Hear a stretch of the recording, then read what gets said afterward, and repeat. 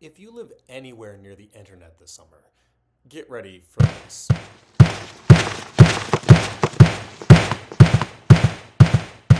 Yes, the World Cup is starting in just a few weeks in the United States, Canada, and Mexico.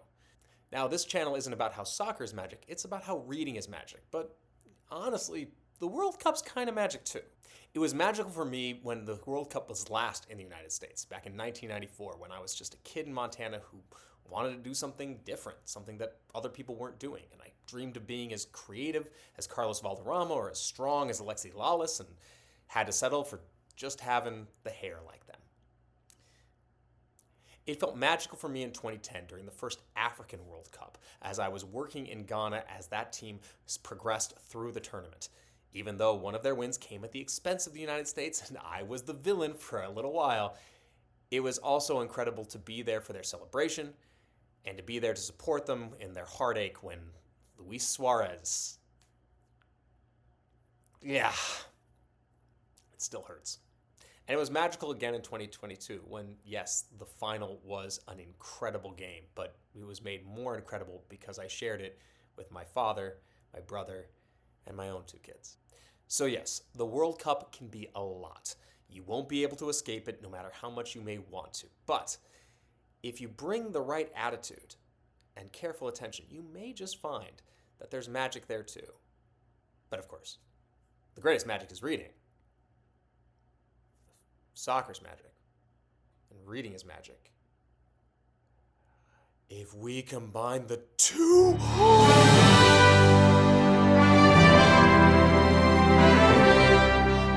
Yes, this is the beginning of a World Cup reading challenge.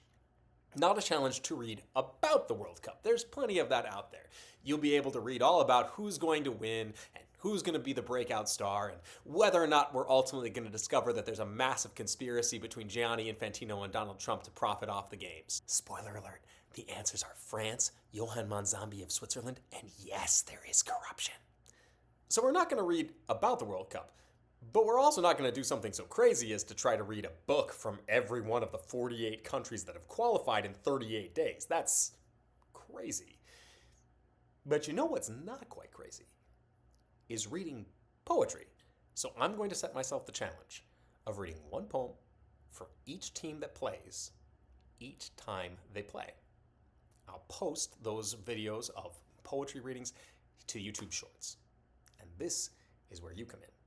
You get to vote for who you think should move on from each poetry matchup.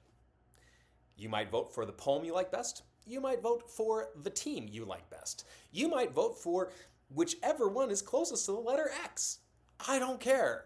We're going to see which nations move along in our own little mini tournament. Yes, it will be likely France versus Spain in the final. Great. But in the Poetry World Cup final, just maybe it'll be Paraguay versus Democratic Republic of Congo.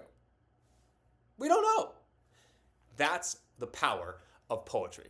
It's something we get to share. That's what makes reading magic. That's what makes the World Cup magic. Because it is, in the words of Eduardo Galeano, the fiesta of soccer.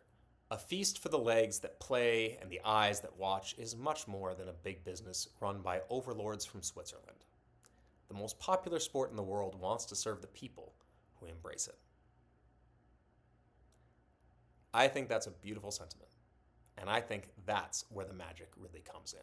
So forget about the hype, forget about the ticket prices, forget about the political machinations that made it come to pass and that we'll find out more dirty secrets about later on.